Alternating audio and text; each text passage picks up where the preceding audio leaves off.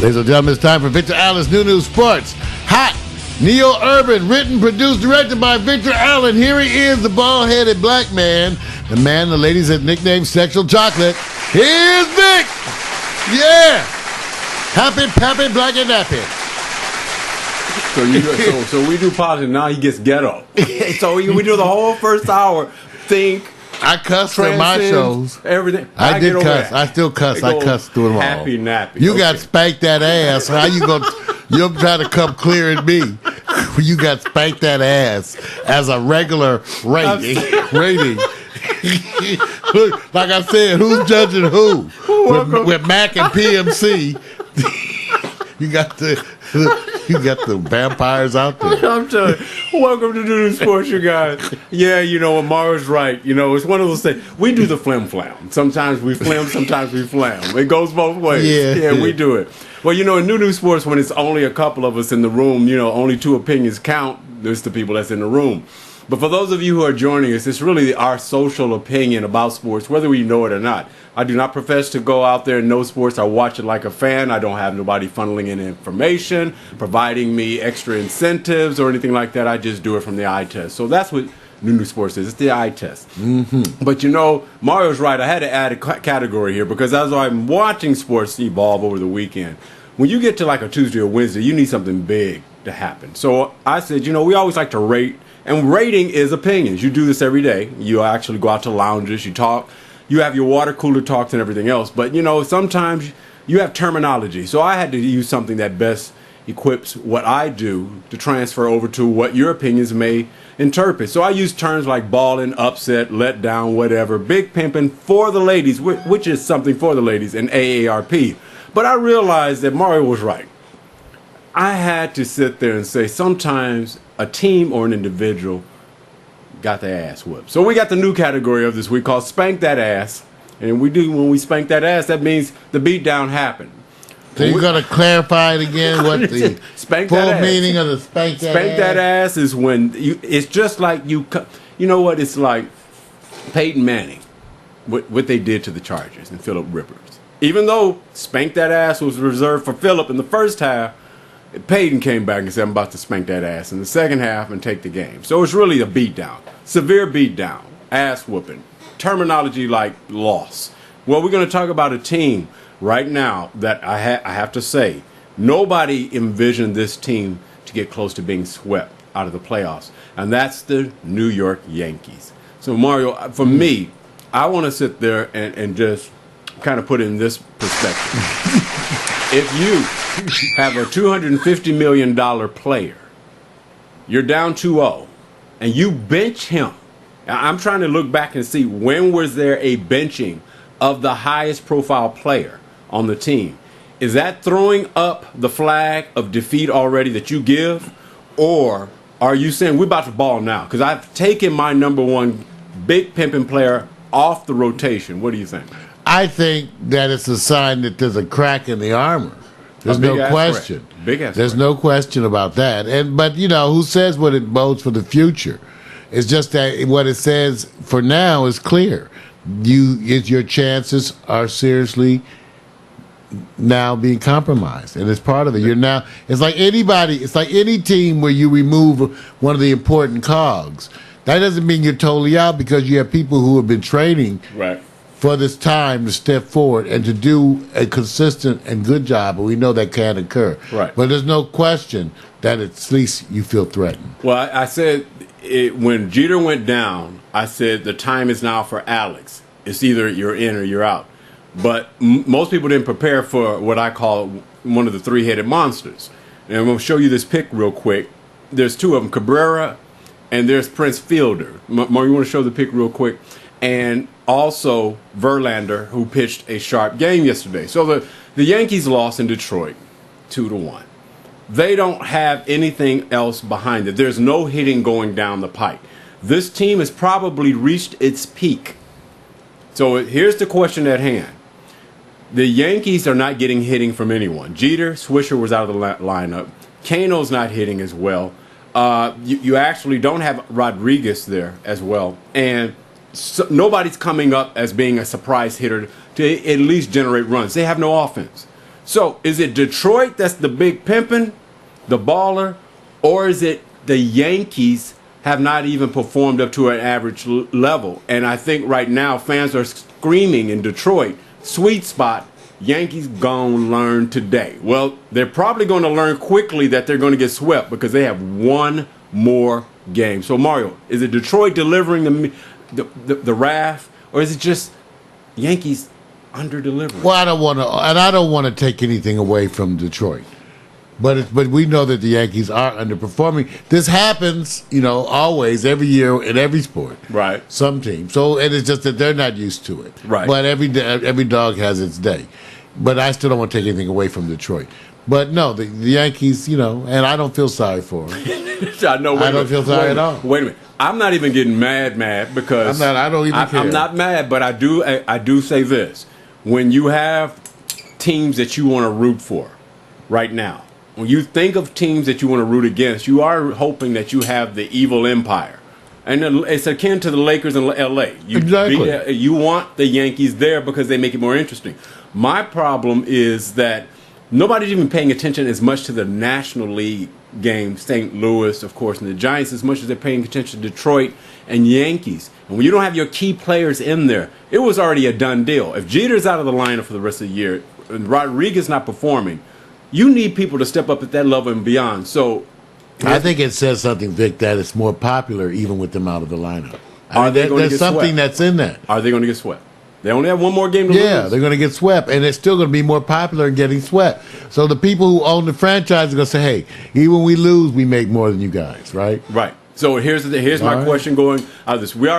I'm already going towards, I want to say the Tigers did their job. But they got, Verlander got his pitching in 2-1. I expected to be low scoring. But I'm going to really say this. I expected a better series between these two. So I'm going to say the Yankees is more of a letdown than the balling that Detroit was doing. I agree. Okay. All right. I just want to make sure because right now I think the part that's going to come into everybody's mind is this team returning intact next year unless they come back and sweep 4 games to continue on to the next series, of course, which we don't think is going to happen. So bottom line, Yankees under-delivering.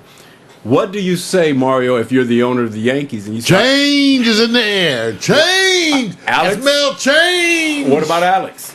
Like I said, everything can change. Really? Anything can change. Anything can change. That's a lot of money on the table that he's not delivering. Now, here's the thing, Mario. I'm going to say this. And there's a lot of other folks, they got traded too. Yeah, now, they did look at Alex as the man who would supplant Barry Bonds in the total home run category. He's hit a wall. And I mean, when I say a wall, a big-ass wall. That's why I said change! So will Alex Rodriguez, if they get swept, be with the Yankees beyond 2013? Yes. No. Okay. All right. That's what I want to make sure. Change. Change. All right. Big change. All right. I don't think he's going to be with them anyway. Okay. Change. All right. I think it's time for change, win or lose. There we go. All right, you guys. We're going to check him out, see what that game 4 is like. I do believe there's going to be a sweep in the wind. I want to go back to a subject that actually has already been tackled because I looked at it in a different way. Seattle Seahawks did deliver the big blow to Tom Brady and the Patriots on Sunday. No big news. You guys heard about the tweets. You heard about Richard Sherman when he sat back and said, hey, you mad, bro? Okay. So I understand that he got up in the face of Tom Brady because he said during every timeout, he says, don't throw it to him. I'm going to take it. He kept telling him every time out during the game, he would yell or scream or make an announcement towards Tom Brady. Don't take it. Just throw it this way. Now, Seattle is known for the biggest 2 defensive backs, and everybody's saying, even the coaches or former coaches saying, it's unheard of to have a defensive back at 6'4" and 230 pounds. That's unheard of. Now, that's like a mini linebacker with speed and agility. Imagine him hitting you, and they want you to come across the middle. So short patterns, short throws, that's what they live for. And then on the other side, you have a guy short of 200 pounds. So they say it's like they're like the new evolution of linebacking. So Mario, here's my point. Brady and them lost. The man sends a tweet. He's already talking about the Patriots fans, and I want to go look. It's easy to give him balling. It's easier to give him big pimping.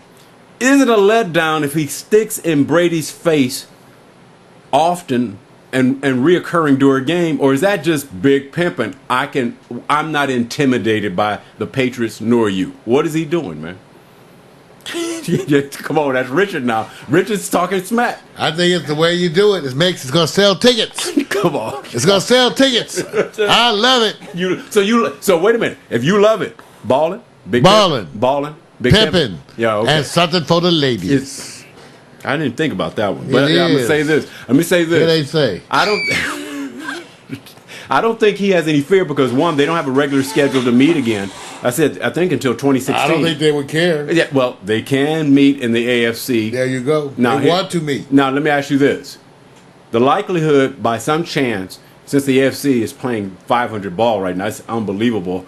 Only 2 teams above 500. If Seattle rematches in the AFC Championship against the Patriots, who wins? Seattle. Okay, man. You got balls. I mean, excuse me. Thank you. I thought it still happened. They tried to take him. It was close too. I'm sorry, but I still retain. I'm sorry. I didn't mean to go there. Wait a minute. All right. So hey, that's it. Big pimp in Seattle. They are running the real game. Love it. Quick story here. This one's not a big one, but we actually rode the bus on this quite often in earlier segments because the soccer team, the USA soccer team, was in what they were calling DEFCON mode. DEFCON meaning that they were almost flirting with the idea that they wouldn't be able to go to the 2013 finals, World Cup finals. So here's my whole thing. They won and they defeated Guatemala 2-1. Mario, should we celebrate? Even though Clint Dempsey... No, I love Guatemala. Well, wait a minute. Go on, Guatemala. Wait a minute now.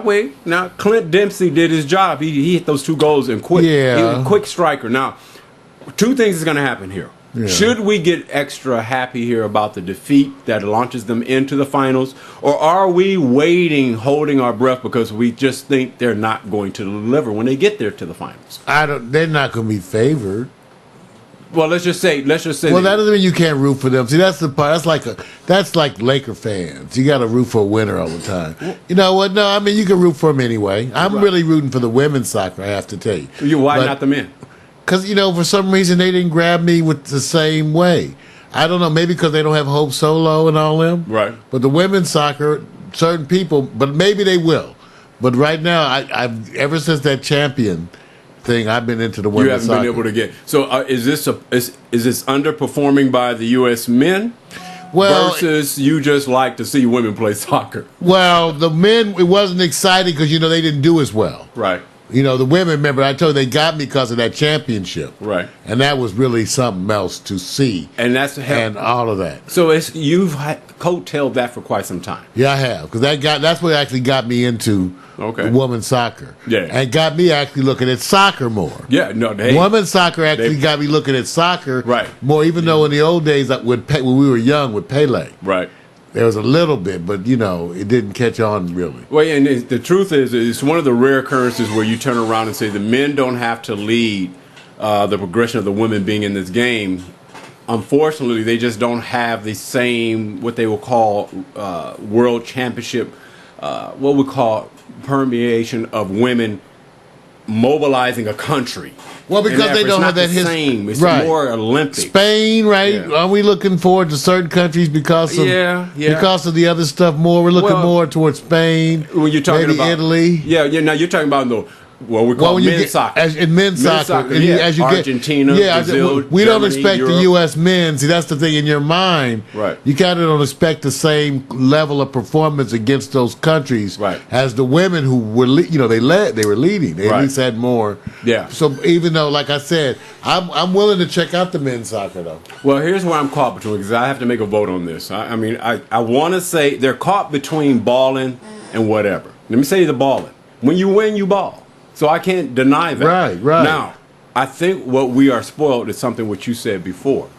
It's one of those things that you want to not say whatever, show me when it really counts. And I think that's the part I'm reserving for. I feel bad about that. See, because we're saying that if you're not a champion, we're not going to support you. Right. That's what we're saying. And that's kind of shallow. Now, I don't want to be that way. Yeah, I don't either. But come next year in the finals, which is not, it's the finals is a group of teams, of course. you just don't want to see them get knocked out in the first. And we want to go beyond the second round. So I'll say this. I'll give you a balling hyphen whatever. Because you're trying to be loyal. Then that means you're supporting the LA Kings. Yes, I am. Big time. Big you said time. that fast. Yeah, that's it. So, hey, you guys, until then, that was just the sports thing. But I'm going to give Mario one chance to give a term for the U.S. soccer team.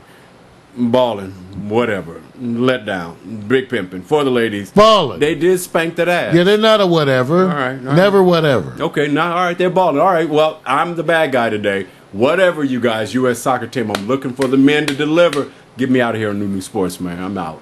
Bam. All right, everybody. That's Victor Allen's New Sports, written, directed by the bald-headed black man, Neo Urban Sports. Come and check it out. And next time, wear your jockstrap.